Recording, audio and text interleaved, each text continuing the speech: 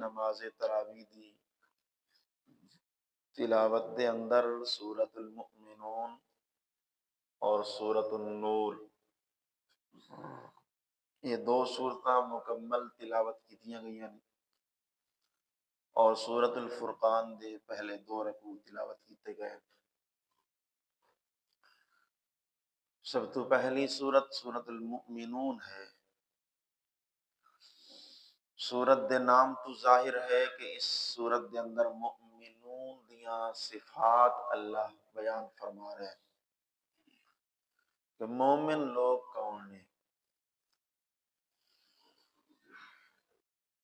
اس تو پچھلی سورت سورۃ الحج گزری، اس سورت دے اندر اللہ نے حضرت سیدنا ابراہیم علیہ السلام کو اعلان کروایا کہ اذن فی الناس بالحج، اے میرے خلیل پیغمبر آپ اعلان کر کے کہہ دیو سب لوگاں نو کہ بیت اللہ دی میں تعمیر مکمل کر دیتی ہے، لہذا اس دے اندر اس دا حج کرنے واسطے سارے لوگ ساری دنیا تو چل کے آؤ۔ سیدنا ابراہیم علیہ السلام نے فرمایا یا اللہ میری کتنی ساری آواز ہوئے گی کہ جس نو میں پہنچاواں۔ اللہ نے فرمایا تیری ذمہ داری پہنچانا نہیں، تیری ذمہ داری صرف آواز لگانا ہے، اس آواز نو پہنچانا میرا کام ہے۔ تو حضرت ابراہیم علیہ السلام نے ایک پہاڑی تے چڑھ کے آواز لگائی کہ اللہ کے بندو اللہ کا گھر تعمیر ہو چکا ہے، اللہ کے گھر کے اندر حج و عمرے کے لیے آؤ۔ اللہ نے یہ آواز ابراہیم علیہ السلام کی وہاں سے اٹھائی اور اس وقت کے تمام زندہ لوگوں تک بھی پہنچائی، اور جتنے بھی قیامت تک آنے والے لوگ تھے ان کی روحوں تک اس کی آواز کو پہنچایا، اور جس جس نے اس آواز کے اوپر لبیک کہا اس کو بیت اللہ کی حاضری نصیب ہوگی، اور جتنا بار اس نے لبیک کہا اتنی بار وہ بیت اللہ میں جائے گا۔ تو جب اللہ کے پیغمبر کو اللہ نے حکم دیا کہ آپ حج کے لیے آواز لگائیں، تو آج سورہ مومنون میں اللہ کہہ رہے ہیں جو میرے گھر میں حج کے لیے آئیں گے ان کی صفات یہ ہوں گی، وہ اس طرح کے مومن ہوں گے جن مومنوں کی اللہ نے یہ صفتیں بیان کی ہیں۔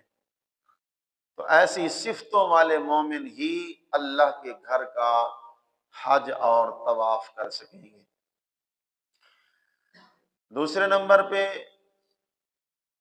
سورہ حج کی پہلی آیت میں اللہ نے فرمایا تھا یا ایھا الناس اتقوا ربکم ان زلزلۃ الساعۃ شیء عظیم، اے لوگو اپنے رب کو ڈر جاؤ، بے شک قیامت دا زلزلہ بڑا سخت ہے، اس دی سختی دا مقابلہ تواڈے کول نہیں ہون لگا۔ گویا آخرت دے عذاب کو اللہ نے ڈرایا۔ سورہ مومنون دے اندر ابتدا دے اندر اللہ نے فرمایا اگر عذاب کو بچنا چاہتے ہو تو اے ترے کم کر لو۔ پہلا نمبر نماز کدی نہ چھوڑیو، نمبر 2 شرک کدی نہ کریو، نمبر 3 کسی دے اتے ظلم کدی نہ کریو۔ یہ 3 کام کر لو گے تو اللہ تانوں آخرت دے عذاب کو بچا لے گا۔ سورہ مومنون دے اندر ابتداءً اللہ نے مومنہ دی کامیابی دا اعلان فرمایا کہ مومن پہلے نمبر تے فرمایا او لوگ نے جو کدی شرک نہیں کردے۔ اگلی تیسرے رکوع دے اندر اللہ نے مومنہ دی صفات دا مزید تذکرہ کر کے بات مزید واضح کر دیتی کہ والذین ہم بربہم لا یشرکون، مومن وہ ہوتے ہیں جو اپنے رب کے ساتھ کسی کو شریک نہیں کرتے۔ اور پھر کہا والذین ہم بربہم یؤمنون، وہ اپنے رب کے اوپر پختہ یقین کرتے ہیں۔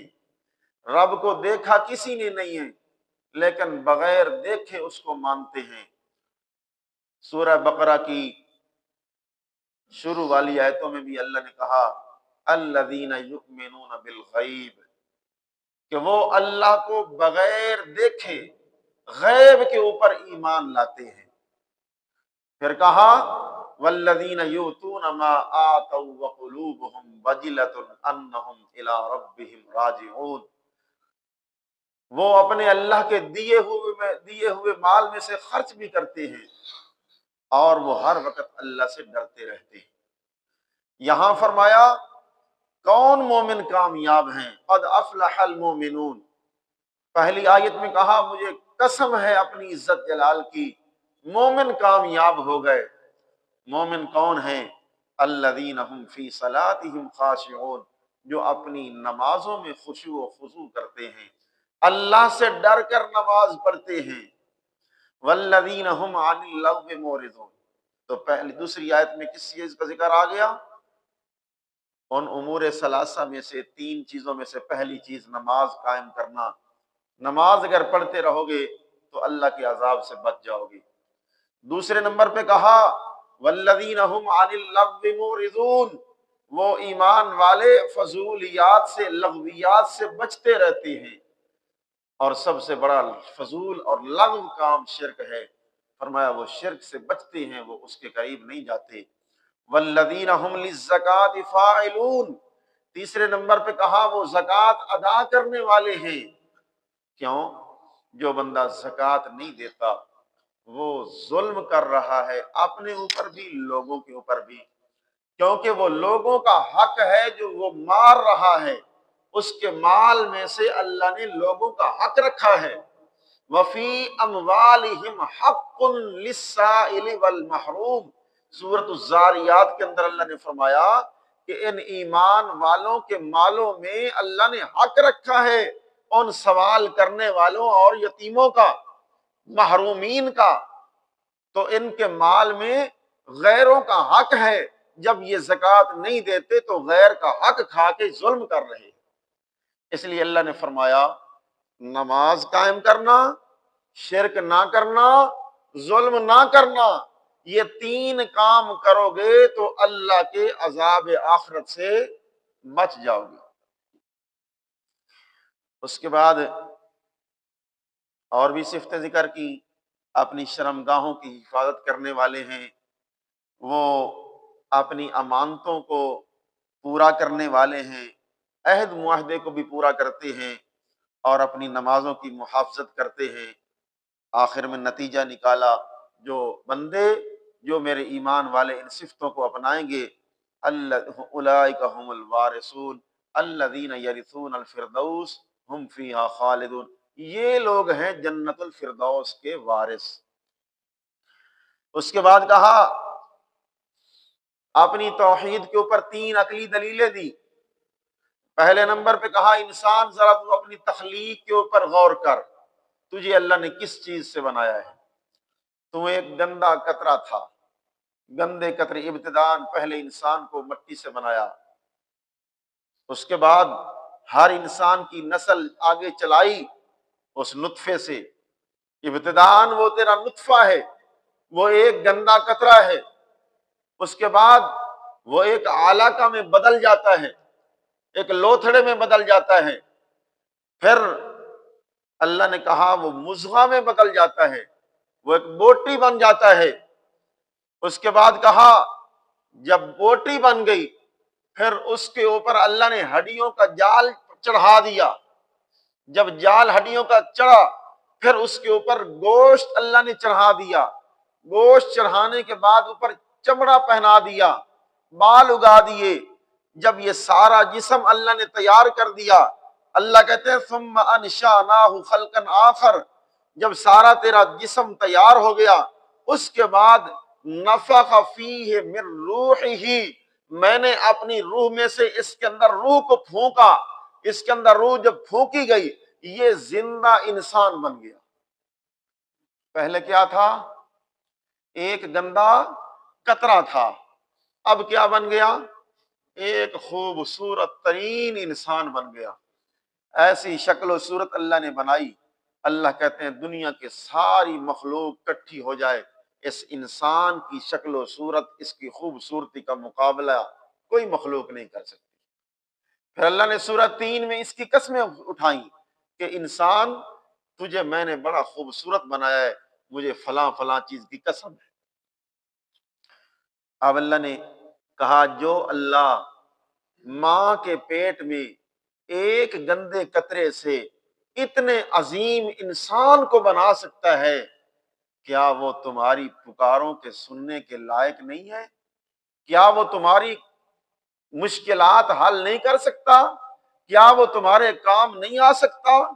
جب اس نے بغیر تیرے مطالبے کے تجھے اشرف المخلوقات میں سے بیدا کر دیا، تجھے انسان بنا دیا، اب جب تو بن گیا انسان، اللہ کے حکم سے ماں کے پیٹ سے باہر آ گیا، اب جب تو باہر آ گیا پھر اللہ تیری پرورش کرواتا رہا تیری ماں سے، تو بڑا ہوتا رہا، ذرا تو سمجھدار ہوا، عقل مند ہوا، اب جب تو کچھ چلنے پھرنے کے قابل ہوا، اب جوانی تیرے اوپر آئی، جب تیرے اندر قوت آئی، طاقت آئی، اب تو کیا کرتا ہے؟ اب اللہ تجھے کہتے ہیں کہ آ میرا بندہ میری پہچان کر اور میرے حکموں کو پورا کر۔ اب تو کہتا ہے کہ اللہ میری سنتا نہیں ہے، بے وقوف جہان کا۔ اب تو کہتا ہے میری اللہ سنتا نہیں ہے، او ذرا سوچ تو صحیح، کہاں سے تو چلا تھا؟ تیری اصلیت کیا تھی؟ تو کہاں سے چلا؟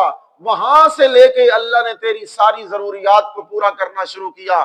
آج تو طاقتور ہو گیا ہے، آج تیرے اوپر جوانی کا نشہ چڑھ گیا ہے، آج تو اتنا بڑا ہو گیا، آج تم اپنے رب کے مقابلے کے اندر اتر آیا اور اللہ کے حکموں کو پامال کر کے کہتا ہے مجھے پتہ نہیں ہے رب کون ہے، مجھے پتہ نہیں ہے رب کے حکم کیا ہے۔ اتنا تو ذلیل ہو گیا اور اتنا رب کے حکموں کا تو باغی بن گیا۔ اللہ کہتے ہیں یا ایھا الانسان اور ما غرک بربک الکریم، اے ظالم انسان تجھے اپنے رب کریم ذات سے کس چیز نے دھوکے میں ڈال دیا ہے کہ اس اللہ کو تو بھول گیا ہے اور ساری دنیا تجھے یاد ہے۔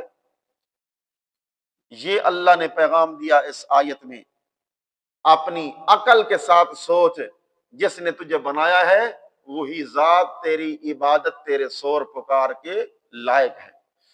پھر کہا صرف تجھے نہیں بنایا، وَلَقَدْ خَلَقْنَا فَوْقَكُمْ سَبْعَ طَرَائِقَ، میں نے صرف تجھے نہیں بنایا، تیرے اوپر آسمانوں کو میں نے بنایا، تیرے نیچے زمینوں کو میں نے بنایا، پھر زمین و آسمان سے تیری روزی کا انتظام میں نے کیا۔ انزلنا من السماء ماء بقدر، میں اپنے اندازوں کے ساتھ آسمانوں سے بارشیں اتارتا ہوں، جتنی ضرورت ہوتی ہے اتنی اتارتا ہوں، ضرورت سے زیادہ یہ اسی کا اندازہ ہے۔ ضرورتوں کو بھی وہی جانتا ہے اور بارشوں کے اندازے کو بھی وہی جانتا ہے۔ ہم تو کہتے ہیں نا بارش یار کم ہوئی ہے، ہماری ضرورت نہیں پوری ہو سکی، یا بارش زیادہ ہو گئی ہے، ہماری ضرورت سے زیادہ ہو گئی ہے۔ یہ اللہ ہی جانتے ہیں کہ صرف تیری ضرورت نہیں تھی، ساری کائنات میں ساری مخلوق کی ضرورت تھی، اللہ نے ہر ایک کی ضرورت کو پورا کرنا تھا۔ تو اپنی ضرورت کو دیکھتا ہے، خالق کائنات ساری مخلوق کی ضروریات کو دیکھتا ہے، اس لیے وہ کبھی چاہتا ہے تو زیادہ دیتا ہے، کبھی چاہتا ہے تو کم دیتا ہے، لیکن اندازے کے ساتھ دیتا ہے، بغیر اندازے کے۔ جب یہ سارا نظام وہ چلا رہا ہے تو کیا وہ ذات تیری عبادت کے لائق نہیں ہے؟ پھر کہا تیسری دلیل کے طور پہ کہا اے انسان تو ذرا دھیان کر، ان لکم فی الانعام لعبرہ، تیرے لیے چوپایوں کے اندر، جانوروں کے اندر میں نے بڑی عبرت رکھی ہے، ان کے اندر دھیان کر، تجھے اللہ کا پتہ ملے گا، اللہ کی پہچان میں پیچھے بیان کر چکا ہوں 14ویں پارے کے اندر سورۃ النحل کے اندر کہ جانوروں کی اللہ نے کیسے مثال دی ہے، ان کے دودھ کی کیسے مثال دی ہے۔ رب نے فرمایا جانور ہیں، ان سے تو دودھ بھی حاصل کرتا ہے، ان کے اوپر سواری بھی کرتا ہے، ان سے گوشت بھی کھاتا ہے اور ان کو مختلف کاموں کے اندر استعمال کرتا ہے۔ بتا یہ جانور تیری ضروریات کے لیے کس نے بنائے؟ یہ کون بنانے والا ہے؟ جب یہ بنانے والا میرا رب ہے تو پھر جانور اسی کے نام کے اوپر ذبح کرنے ہیں، جانور اسی کے نام پہ چھوڑنے ہیں، یہ جانور پیروں کے نام پہ نہیں چھوڑنے۔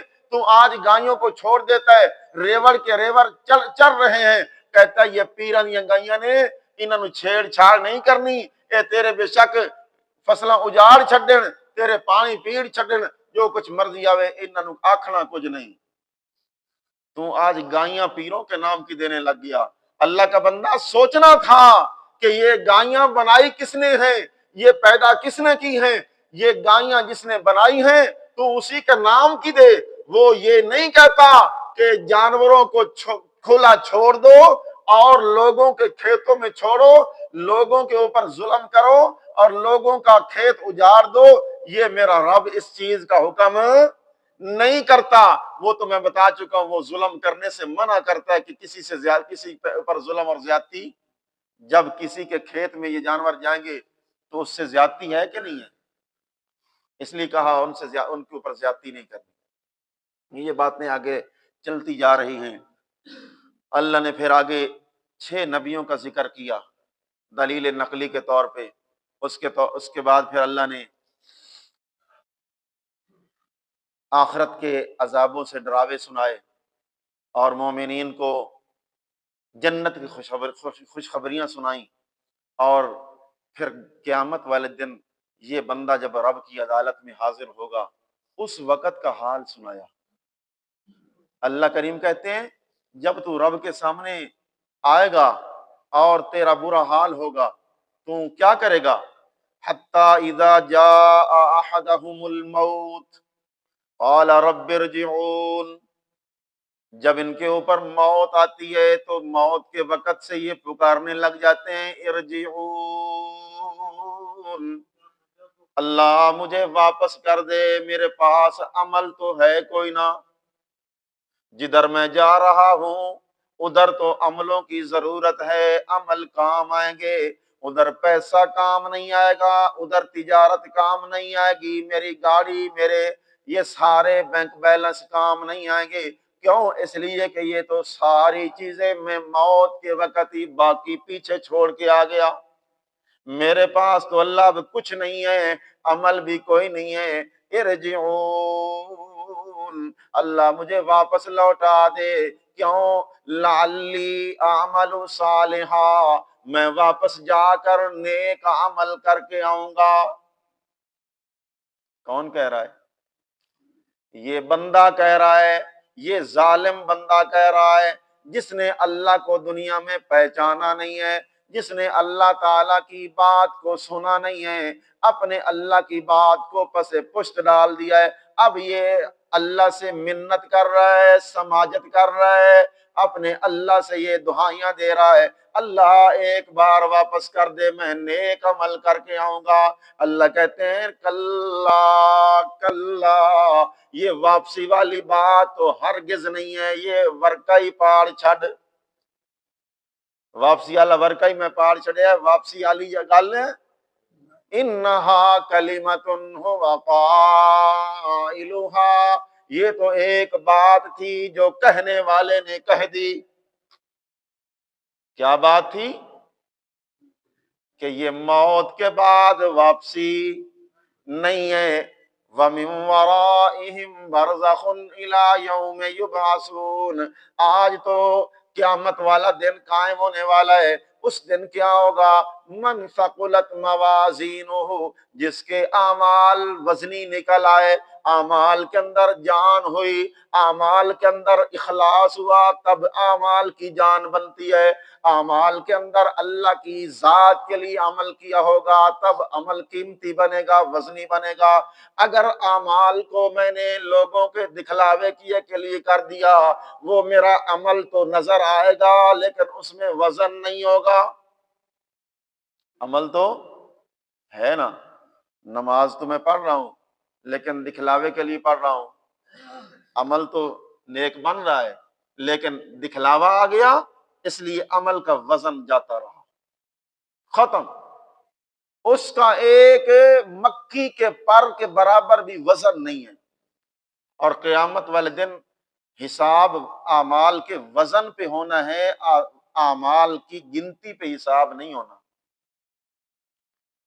قرآن نے کہا نَزَعُ الْمَوَازِينَ الْقِسْطَ لِيَوْمِ الْقِيَامَةِ، ہم قیامت والے دن اعمال کو تولنے کے لیے ترازو قائم کریں گے۔ کیا پتہ چلا؟ کہ اعمال کا وزن ہوگا، اعمال کی گنتی نہیں ہوگی۔ ہماری نمازیں بے جان ہیں، گنتی تو ہم کر رہے ہیں، پوری کر رہے ہیں، 5 وقت کی گنتی ہو گئی، نماز ہو گئی، نماز تراویح کی گنتی تو ہم پوری کر رہے ہیں، 20 رکعت پڑھ لی، یا کچھ بدبختوں نے 8 پڑھ لی، کئی بیوقوفوں نے اس رمضان جیسے بابرکت مہینے کو بھی اتنا ضائع کر دیا کہ مسجد کے اندر وہ داخل ہی نہیں ہوتے۔ ایسے بدبخت بھی موجود ہیں۔ اللہ کریم فرماتے ہیں گنتی تو تم پوری کر رہے ہو لیکن کل تمہارے اعمال کی گنتی کا حساب نہیں ہوگا، بلکہ کل تمہارے اعمال کو تولا جائے گا۔ جس کے اعمال وزنی نکلیں گے اس کے اعمال کو تولا جائے گا، پھر وہ کامیاب ہوگا۔ جس کے اعمال ہلکے ہو گئے، من خفت موازینہ فاولئک الذین خسروا انفسهم، وہ اپنی جان کا نقصان کرنے والا ہے اور جہنم میں جانے والا ہے، جہنم میں جائے گا۔ تلفح وجوہہم النار، وہ جہنم کی آگ اس کے منہ کا چمڑا جلا دے گی، سارے جسم کا چمڑا جل جائے گا، گل جائے گا۔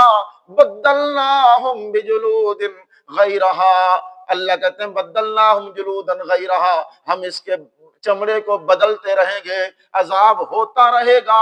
یہ ہے حال۔ اللہ کریم فرماتے ہیں جب تمہارا موت کا وقت آئے گا، موت آئے گی، آخرت کا سارا نظام تمہارے سامنے آئے گا، اس وقت تم واپسی کی التجائیں کرو گے لیکن کوئی تمہاری التجا سنے گا نہیں۔ اللہ کے بندو، جہاں واپس آنے کا کل تم مطالبہ کرو گے، آج اللہ نے ہمیں تمہیں موقع دیا ہے، اسی جہان میں بیٹھے ہیں۔ یہاں پہ آنے کا کل ہم کیا کریں گے؟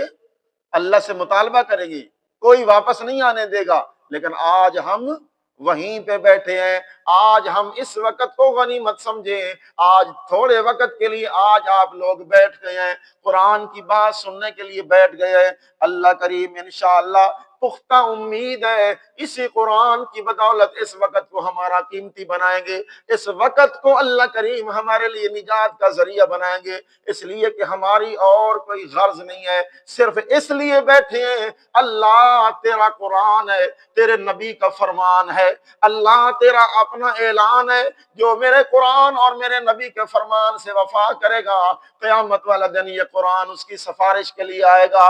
القرآن حجت لک او علیک، اللہ کے رسول کا فرمان ہے، اللہ کے رسول نے فرمایا یہ قرآن کل تیرے حق کے اندر یا سفارشی بن کے آ جائے گا یا تیرے خلاف سفارشی بن کے آ جائے گا۔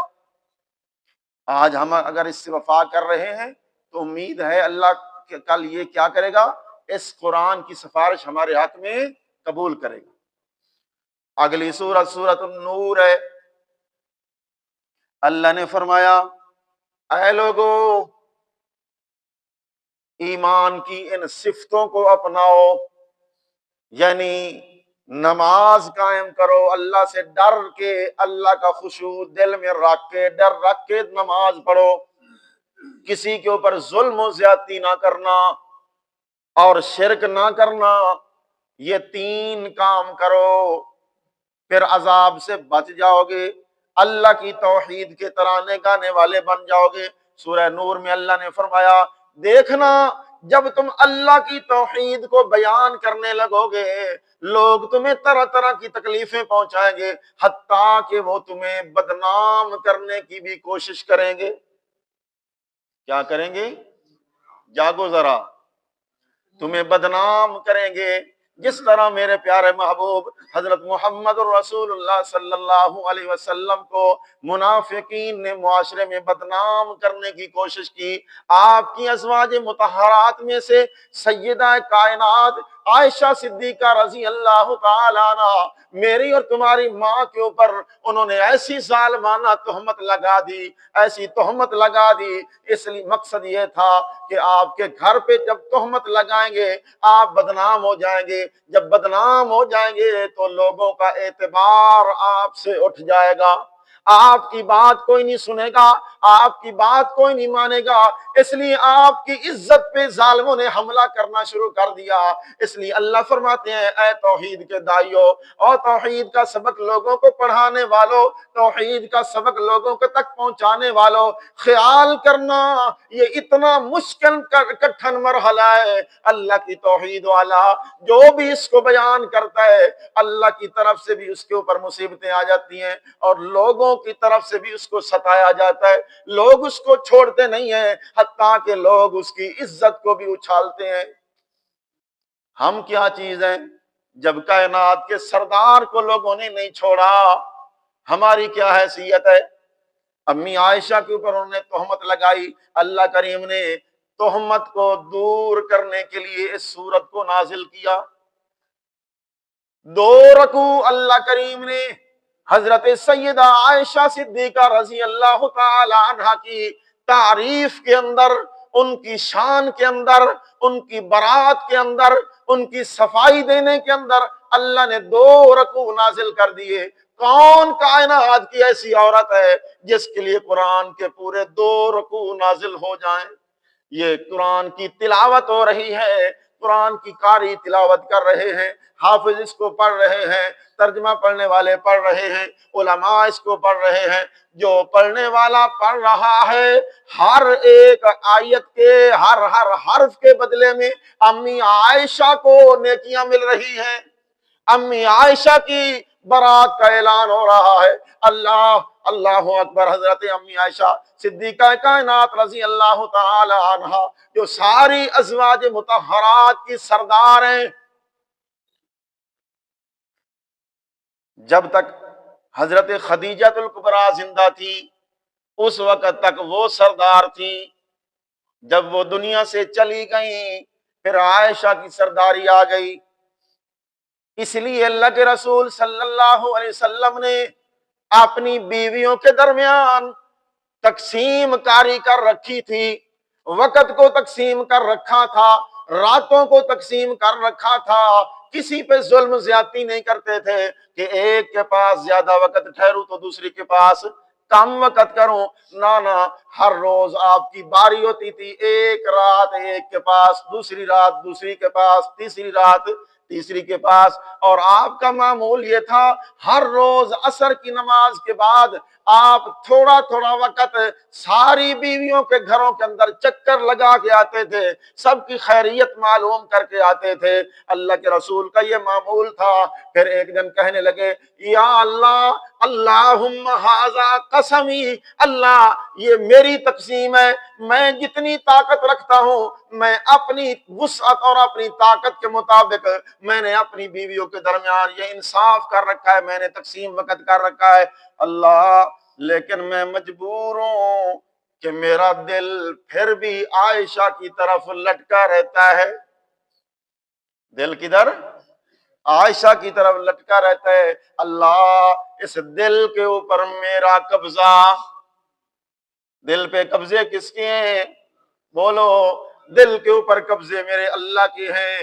دلوں کو جوڑ دے تو اس کی مرضی، دلوں کو توڑ دے تو اس کی مرضی، دلوں کو محبتوں سے بھر دے تو اس کی مرضی، دلوں کے اندر نفرتیں ڈال دے تو اس کی مرضی۔ اس لیے اللہ پاک نے 10ویں پارے کے اندر فرمایا الف بین قلوبہم لو انفقت ما فی الارض جميعا ما الفت بین قلوبہم، اللہ نے فرمایا اے میرا محبوب پیغمبر، چونکہ دلوں کے اوپر بادشاہی میری ہے، دل چونکہ میرے قبضے کے اندر ہے، اس لیے لوگوں صحابہ کے دلوں کے اندر محبتیں میں اللہ نے ڈال دی، حالانکہ اس سے پہلے ان کے دلوں میں نفرتیں تھیں، دشمنیاں تھیں، عداوتیں تھیں، کدورتیں تھیں، لیکن اللہ نے سارے دلوں کو صاف کیا، صحابہ کے دلوں کو مانج مانج کے صاف کیا، بالکل ہر چیز کو نکالا، اوپر اللہ کہتے ہیں میں نے نور ایمان کو ڈال دیا،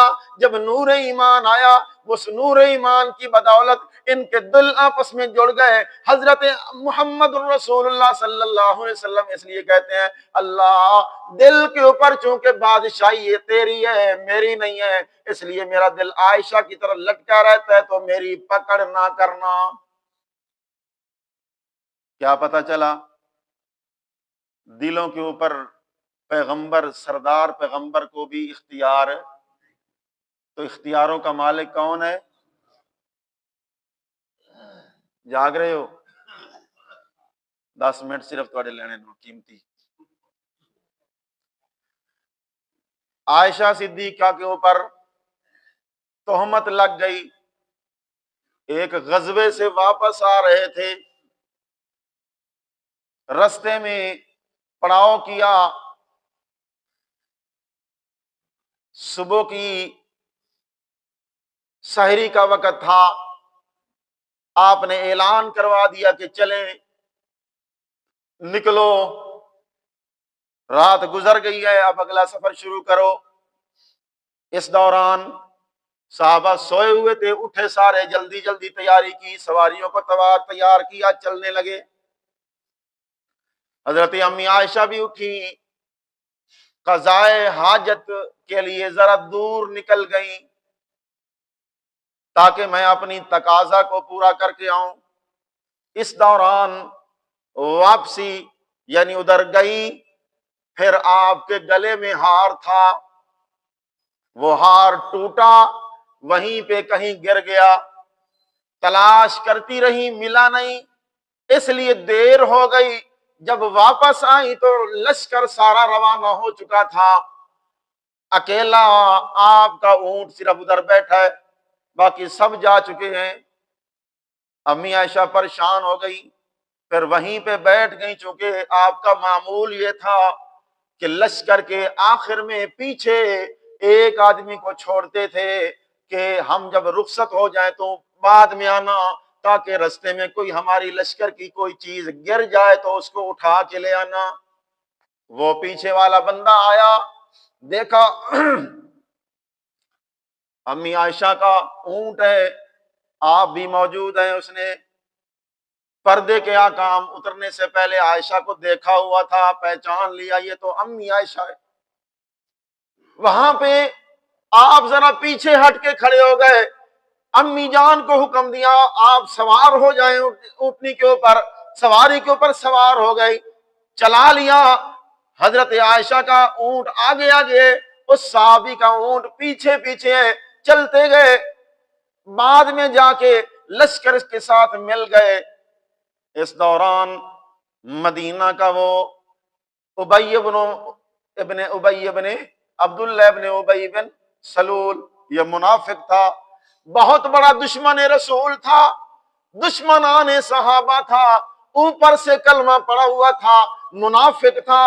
اس نے جب دیکھا عائشہ اکیلی ساتھ ایک صحابی، اس نے موقع کو غنیمت سمجھا، تہمت لگا دی کہ الیاذ باللہ عائشہ نے اس فلاں صحابی کے ساتھ برا فعل کیا ہے، اس لیے یہ پیچھے الگ طور پہ آ رہے ہیں۔ پورے مدینے کے اندر اس نے یہ آواز اٹھا دی۔ اب دیکھو مقصد کیا ہے؟ پیغمبر کو بدنام کرنا، داعی توحید کو بدنام کرنا، تاکہ لوگ اس سے بدظن ہو جائیں اور لوگ اس کے قریب نہ آئیں۔ جب اللہ کے رسول صلی اللہ علیہ وسلم نے سنا یہ طوفان بدتمیزی برپا ہو گیا، پریشان ہو گئے، کیا کیا جائے؟ بار بار عائشہ سے پوچھتے ہیں عائشہ بتا غلطی تیرے سے ہوئی ہے کہ نہیں ہوئی؟ امی عائشہ کہتی ہیں پوچھنے والے جو کائنات کے سردار تھے نا، اگر کوئی اور بندہ مجھ سے یہ پوچھتا بھی صحیح بات ہے میں اس کا منہ توڑ دیتی، لیکن کیا کرتی؟ کائنات کا سردار پوچھ رہا ہے، جو میرا محبوب بھی ہے اللہ کا محبوب بھی ہے۔ پھر صحابہ کو جمع کرتے ہیں، صحابہ سے پوچھتے ہیں میری عائشہ کے بارے تمہاری کیا رائے ہے؟ حضرت عمر سے پوچھتے ہیں، حضرت ابو بکر سے پوچھتے ہیں، حضرت علی سے پوچھتے ہیں، حضرت عثمان سے پوچھتے ہیں، الگ الگ رائے لیتے ہیں۔ سب کہتے ہیں یا رسول اللہ، ہماری جس دن سے آپ کے ساتھ نسبت قائم ہوئی ہے، حضرت عثمان کا جواب، یا رسول اللہ جس دن سے بھی آپ کے ساتھ ہماری نسبت جڑی ہے، ہم نے اس دن سے آپ کا سارے کی ساری زندگی کا ملاحظہ کر رہے ہیں، ہم آپ کی حرکتوں کو دیکھ رہے ہیں، ہم آپ کے اٹھنے بیٹھنے کو دیکھ رہے ہیں، ہمارے سامنے آپ کا چلنا پھرنا، اٹھنا بیٹھنا، نماز بھی ہے، سکون بھی ہے، عبادات بھی ہے، سارا کچھ ہے، ہم ہر حالت کو دیکھ رہے ہیں، لیکن ہم جب سے دیکھ رہے ہیں اس دن سے ہم نے اندازہ لگایا ہوا ہے کہ آپ جسم اطہر کے اوپر ایک گندی مکھی کبھی دیکھی؟ آپ کے جسم اطہر پہ گندی مکھی کو بیٹھتے ہوئے عثمان نے کم از کم کبھی نہیں دیکھا۔ تو عثمان کا یہ یقین ہے جو اللہ ایک گندی مکھی کو تیرے جسم پہ نہیں بیٹھنے دیتا، وہ اللہ ایک گندی عورت کو تیرے بستر پہ کس طرح لا سکتا ہے۔ اس لیے عثمان کا تو یقین ہے عائشہ کے بارے میں، عائشہ اتنی پاک صاف ہے، اتنے شاید فرشتے بھی پاک صاف نہ ہو جتنی میری عائشہ پاک اور صاف ہے۔ حضرت علی نے فرمایا یا رسول اللہ کوئی عورتوں کی کمی تھوڑی ہے، اس کو اگر اس سے پریشانی آپ کو ہو گئی ہے اس کو طلاق دے دیں، کسی اور عورت سے شادی کر لیتے ہیں۔ حضرت علی کے اس جواب نے اللہ کے رسول کو اور دکھا دیا۔ حضرت عمر نے کہا یا رسول اللہ مجھے یہ بتائیں عائشہ سے نکاح کس نے کیا تھا تیرا؟ فرمایا عائشہ سے میرا نکاح تو میرے اللہ نے کیا تھا۔ فرمایا پھر اللہ کی چون کے اوپر، اللہ کی چناؤ کے اوپر تجھے اعتراض ہے؟ کیا اللہ ایک گندی عورت کے ساتھ تیرا نکاح کر سکتا ہے؟ کر سکتا ہے؟ نہیں کر سکتا۔ لہذا یقین رکھ جس طرح اللہ اپنی ذات میں پاک ہے، صفات میں پاک ہے، اسی طرح عائشہ بھی اپنی عزت میں پاک ہے۔ اس لیے حضرت عمر نے یہ جملہ بولا تھا سبحانک، کیا کہا تھا؟ سبحانک، اللہ جی تو اپنی عزت وچ پاک ہے، اللہ تو اپنی صفتاں وچ پاک ہے، اللہ تو اپنی جلالت قدری دے اندر پاک ہے، تو اپنی عزت اور وقار دے اندر پاک ہے۔ اللہ اسی طرح عائشہ بھی اپنی عزت اور وقار دے اندر پاک ہے۔ عمر کی بات اتنی اللہ کو پسند آئی، اللہ کے رسول کو تسلی ہو گئی۔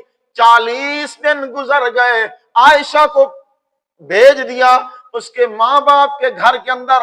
ہر بندہ اپنی جگہ پہ پریشان ہے، حضور اپنی جگہ پہ پریشان، ابو بکر اپنی جگہ پہ پریشان، سارے صحابہ اپنی جگہ پہ پریشان، امی عائشہ اپنی جگہ پہ پریشان۔ اتنا پریشانی کا عالم، پورا مدینہ سوگوار ہے، کوئی بات کچھ اچھی نہیں لگتی، کوئی کام کرنے کو جی نہیں کرتا، اتنی پریشانی کے عالم کے اندر آخر کار اللہ کریم نے اسی جواب کو نازل کیا جو عمر کا جواب تھا۔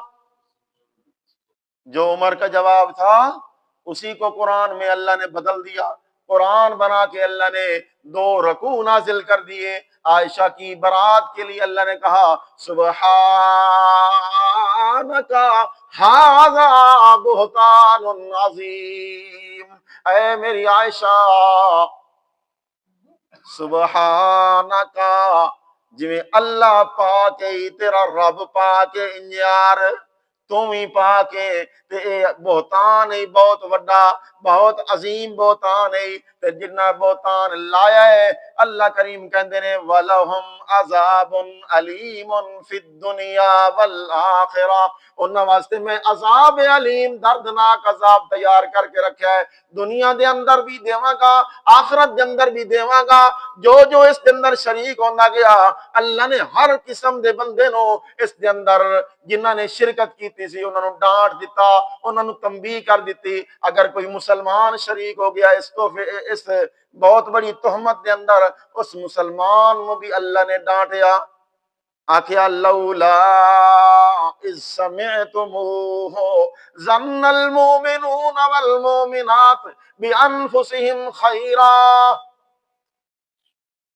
جنہ مومنہ نے جنہ مومن مرداں اور عورتاں نے اے گل سنی اللہ کہندے نے کیوں نہیں انہوں نے آکھیا لولا اذ سمعتموہ ظن المؤمنون والمؤمنات بانفسہم خیرا قالوا ھذا افک مبین، انہاں کیوں نہیں آکھیا کہ یہ تے سری جھوٹ ہے، انہوں نے ڈانٹیا فرمایا لولا جاؤ علیہ باربعۃ شہداء، جدوں انہاں کول گواہ کوئی نہ، چار گواہاں دی ضرورت ہے، جڑا بندہ تہمت لگاندا ہے کسے تے اس کول پھر چار گواہ منگے جاندے نے کہ چار گواہ پیش کر وگرنہ خود کوڑیاں واسطے تیار ہو جا۔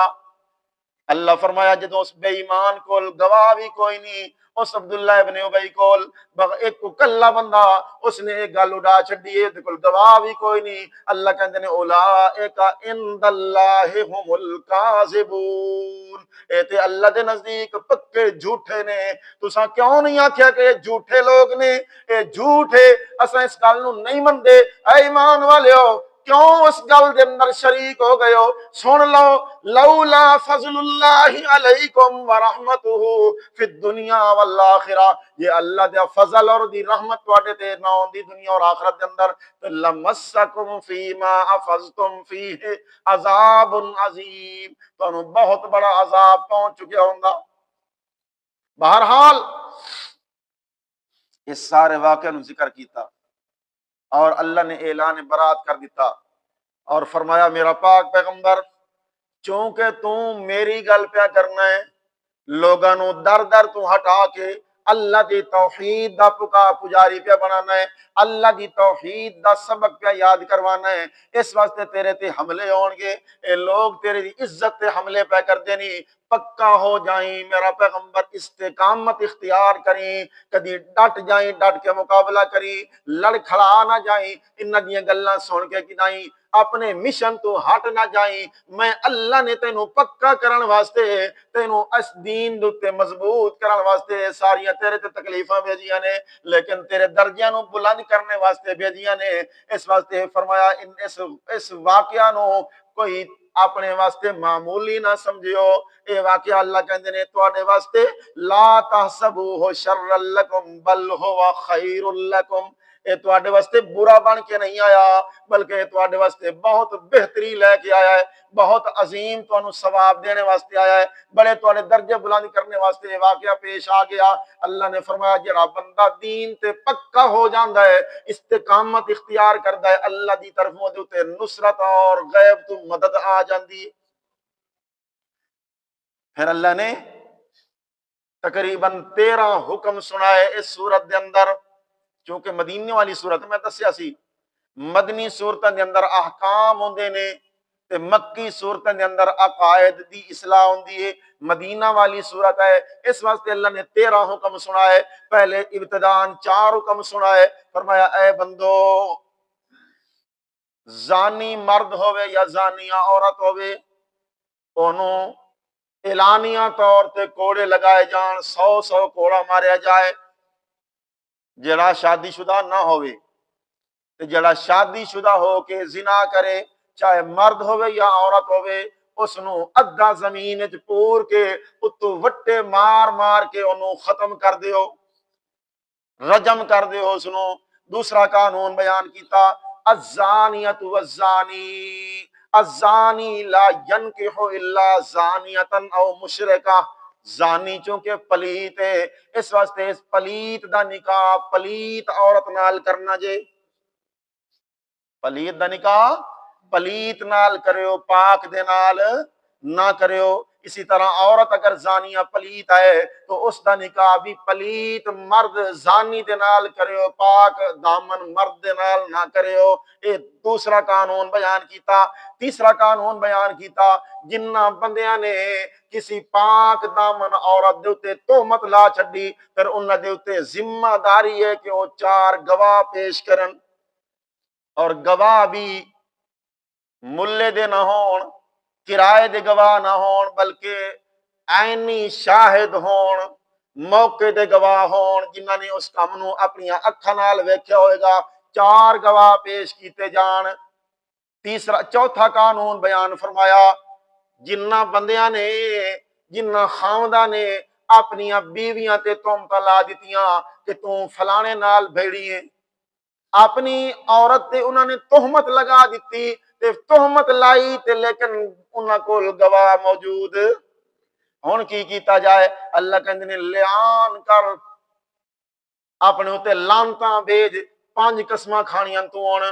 پہلے 4 قسماں دے اندر کی کہنا ہے؟ مینوں اللہ دی قسم ہے کہ اس عورت نے اے برا کم کیتا ہے، میں اپنی اکھاں نال ویکھیا ہے۔ 4 اس طرح قسماں کھاوے۔ پھر 5ویں نمبر تک والخامسۃ ان لعنت اللہ علیہ من الکاذبین، جے میں جھوٹا ہوواں تے اللہ دی میرے اتے لعنت ہوے۔ یہ 5 قسماں مرد کھاوے۔ پھر 5 قسماں یار عورت کو لیاں جان گیاں۔ اگر عورت منکر ہے کہ میں یہ کم نہیں کیتا، اس ظالم نے میرے تے تہمت لا دیتی ہے، عورت قسماں اٹھاوے کہ میں اللہ دی قسم چک کے کہنی ہاں میں گندا کم نہیں کیتا۔ 5ویں نمبر تے آکھے اگر میں گندا کم کیتا ہوئے تے میرے اتے اللہ دا غضب تے اللہ دا کار پوے۔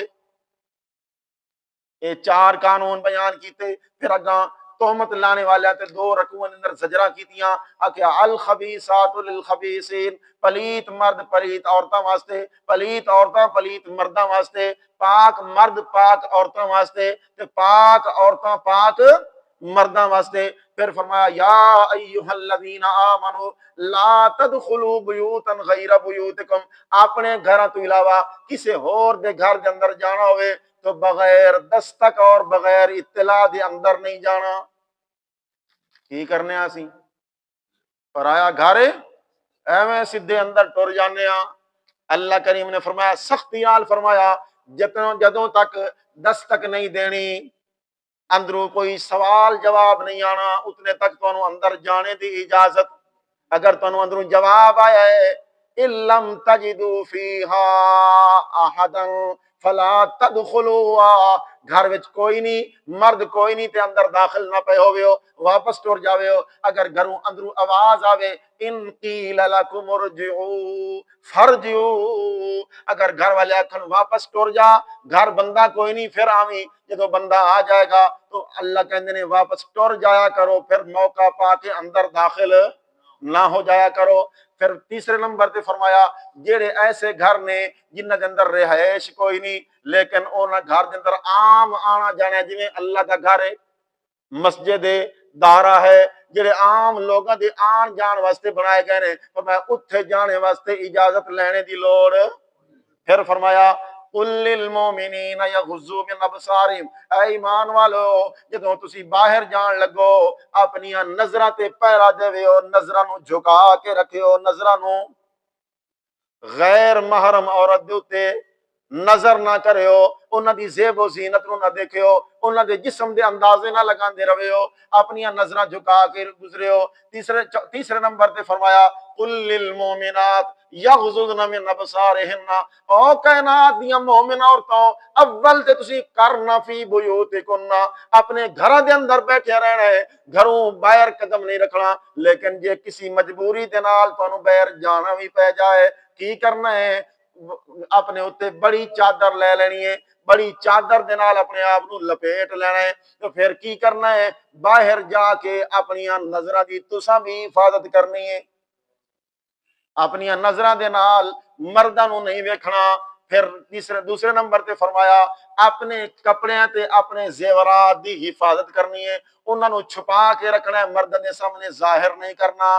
پھر فرمایا کہ اپنے پیراں نو زمین تے مار مار کے نہیں ٹرنا، کہ اگر تواڈے پیراں دے اندر کوئی زیور ہے کھڑکن والا بجنے والا تے اس دی آواز غیر محرم مرد نہ سنے۔ دیکھو رب دیاں پابندیاں، اساں کی کرنے ہاں، اج اساں لاؤڈ سپیکر لگا کے اتنے عورتاں بیان کرنا شروع کر دیندیاں نے، عورتاں نمازاں پڑھانی شروع کر دیندیاں نے، عورتاں بجی کے تراویاں پڑھا رہی ہیں جی، آواز اس دی جس طرح عورت دا جسم پردہ، اسی طرح عورت دی آواز دا پردہ۔ اللہ کہہ رہے نے عورت اپنے جسم نو بھی ظاہر نہیں کر سکتی، اپنے کپڑیاں نو بھی ظاہر نہیں کر سکتی، اپنے زیورات نو بھی ظاہر نہیں کر سکتی، تو کیا اپنی آواز لوگوں نو سنا سکتی؟ مرنے تے ویدے نے عورتاں آ کے بیان کرنا شروع کر چڑیاں نے، اے روزانہ رمضان آ گیا، ہاں جی صلاۃ تراویح ہو رہی ہے جی، جماعت ہو جائے گی، ہاں جی آ جاؤ ساریاں عورتاں روزانہ تراویحاں پڑھیاں جان گیاں جی، سارا محلہ ٹریا جی تراویح پڑھنے واسطے چلیاں، جبکہ اللہ دا رسول کہندا ہے لوگو او کائنات دیاں عورتوں، میں اللہ دے محبوب پیغمبر دا اعلان سن لو۔ ایک بوڑھی عورت اللہ دے رسول صلی اللہ علیہ وسلم دی خدمت دے اندر آندی ہے، آ کے کہندی یا رسول اللہ مینوں اجازت دیو کہ میں تواڈے پیچھے آ کے مسجد نبوی دے اندر نماز پڑھنا چاہنی ہاں۔ سنیو ذرا دھیان کریو، بوڑھی عورت ہے، جوان بھی نہیں ہے، مینوں اجازت دیو یا رسول اللہ میں تواڈے پیچھے نماز پڑھنا چاہنی ہاں، مسجد نبوی دے اندر آ کے پڑھنا چاہنی ہاں۔ اللہ دے رسول نے فرمایا او مائی میں اللہ دے رسول دا حکم سن، میرے پیچھے آ کے نماز پڑھنے نالوں، مسجد دی نماز پڑھنے نالوں تیرے گھر دے اندر نماز پڑھنا تیرے واسطے زیادہ بہتر بھی آئی، زیادہ ثواب بھی آئی۔ پھر فرمایا تیرے گھر دے صحن دے اندر نماز پڑھنا اس نالوں بہتر ہے کہ تو گھر دے برآمدے دے اندر نماز پڑھ۔ پھر تیرے گھر دے تے اج میرے تیرے محلے دے اندر عورتاں نو کٹھیاں کر کے کس طرح شریعت اور دین اجازت دیندا ہے، لیکن اس تے انی پئی ہے جو کچھ مرضی جدا دل آندا ہے وہ کر دیا ہے۔ لیکن اللہ دے حکم نے بھائی عورت نو آکھیا جا رہا ہے جسم نو چھپا، کپڑے نو چھپا، زیور نو چھپا، اپنے پیراں نو مار مار کے نہ ٹور۔ پھر فرمایا انکحوا الایام، جڑیاں رنڈیاں بیٹھیاں نے گھراں دے اندر اللہ کہندے نے انہاں دے نکاح کرواؤ۔ کیوں گھر بہایا جے انہاں نو، جنہاں نو طلاقاں ہو گئیاں نے انہاں دے نکاح کرواؤ، جنہاں دے خاوند مر گئے نے انہاں دے نکاح کرواؤ۔ اگر انہاں نو گھر بٹھائی رکھو گے تو پھر زنا دا خطرہ ہے، معاشرے دے اندر بے حیائی پھیلے گی، اس واسطے رب نے فرمایا انہاں دے فوراً اگے نکاح کروا دیو۔ پھر فرمایا جڑے مکاتب نے کوئی تواڈے نوکر چاکر نے وہ آزاد ہونا چاہتے ہیں، تساں انہاں نو خریدے ہویا ہے، پیسے دیتے نے 2-4 لاکھ، وہ آدھے یار ساڈے کول پیسے لے لے تے ساڈی جان چھڈ دے، رب کہندا ہے چھڈ دیو یار انہاں دی جان چھڈ دیو، کیوں انہاں نو پھڑ کے رکھیا نے۔ پھر چوتھے نمبر تے فرمایا کوئی عورتاں تساں گھر دے اندر رکھیاں نے لونڈیاں بنا کے، اپنی نوکرانیاں بنا کے رکھیاں جے، انہاں کولوں گندے کم کروا کے پیسے اکٹھے نہ کریو، زنا کروا کے پیسے اور آمدنی دا ذریعہ انہوں نے بنایو۔ جویں اج کل بازاراں دے اندر شہراں دے اندر پورے بازار بنے نے، کجریاں اپنے دکاناں سجا کے بیٹھیاں نے، لوگاں نو اپنی طرف بلا رہی نے، اپنی طرف دعوت دے رہی نے ساڈے نال گندا کام کر، اتنے پیسے دے، آمدنی دا ذریعہ اللہ انہوں نے بنایا ہے۔ رب نے فرمایا انہوں نے منع کرو کہ اے اپنے ان گندے کام نو چلا کے آمدن دا ذریعہ نہ بنان۔ پھر فرمایا یا ایھا الذین آمنوا لیستاذنکم الذین ملکت ایمانکم، ترے ویلے نے، ترے وقت نے، صبح دا وقت جدو بندہ اجے اٹھیا نہیں، دوپہر دا وقت جس ویلے بندہ سوندا ہے دوپہر نو، رات دا وقت جس ویلے پھر سون واسطے بستر پہ جاندا ہے۔ اللہ نے حکم دے دیتا کہ تیرے اپنی سمجھدار اولاد کیوں نہیں، تیرے اپنے سمجھدار بیٹے کیوں نہیں، یا کوئی گھر کے اندر کام کاج کرنے والے نوکر کیوں نہیں۔ اللہ نے فرمایا انہاں 3 وقتاں دے اندر او تواڈے کمرے دے اندر نہیں آ سکدے۔ انہاں 3 وقتاں دے اندر اپنے ماں اور باپ دے کمرے دے اندر نہیں آ سکتے. کیوں؟ انہاں 3 وقتاں دے اندر عام طور تے سونے واسطے بندیاں نے مرد و عورت نے اپنے زائد کپڑے اتار دیتے ہوندے نے, چھوٹے موٹے تھوڑے بہت کپڑے پہن کے وہ آرام کر رہے ہوندے نے. اگر اس حالت دے اندر وہ اپنے بچے اس حالت دے اندر جان گے, اپنی ماں اور اپنے باپ نوں دیکھن گے شرمساری ہوے گی, اور نوکر چاکر دیکھن گے شرمساری ہوے گی. اس واسطے رب نے فرمایا انہاں 3 وقتاں دے اندر منع کر دیتا کہ اپنے ماں باپ دے کمرے دے اندر نہیں جانا. پھر فرمایا اذا بلغ الاطفال منکم الحلم, پہلے تے انہاں بچیاں نوں آکھیا جڑے سمجھدار نے, پہلے جے چھوٹے بچے نے وہ آ جا سکتے نے, لیکن فرمایا جس ویلے چھوٹے بچے بھی بڑے ہو جان بالغ ہو جان انہاں نوں پھر ڈک چھڈیا کہ ہن انہاں نوں بھی قریب نہیں آن دینا. پھر فرمایا والقواعد من النساء اللاتی لا یرجون نکاحا, او بڑھیاں عورتاں جنہاں نوں ہن نکاح دی امید ہی کوئی نہیں, بڑیاں بوڑھیاں عورتاں ہو گئی نے, فرمایا انہاں اُتے کوئی حرج نہیں کہ اپنے زائد کپڑے گھر دے اندر اتار دین, یعنی بڑیاں چادراں اپنے اتنے لپیٹ کے نہ رکھن. بے شک چھوٹی موٹی چادر لے لین انہاں نوں اجازت ہے, لیکن احتیاط پھر بھی اسی دے اندر ہے کہ وہ اپنے آپ نوں چھپا کے رکھیں. پھر فرمایا لیس علی الاعمی حرج,